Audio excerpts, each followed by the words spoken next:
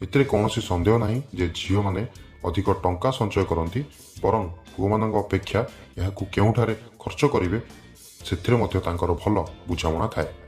ମହିଳାମାନେ ପୁରୁଷମାନଙ୍କ ଅପେକ୍ଷା ନିଜ ଶରୀରକୁ ଏବଂ ନିଜ ମୁହଁକୁ ବହୁତ ଥର ଅଇନାରେ ଦେଖନ୍ତି।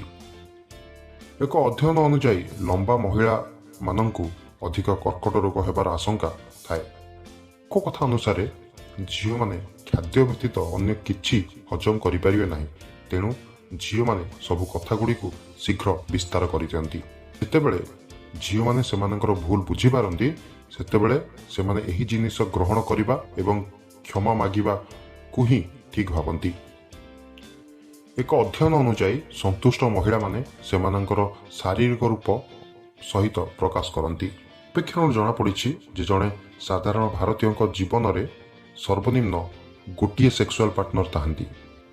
ଭାରତୀୟମାନଙ୍କ ପାଇଁ ସେକ୍ସ ସମ୍ପର୍କର ହାରାହାରି ଅବଧି ପ୍ରାୟ 13.2 ମିନିଟ୍।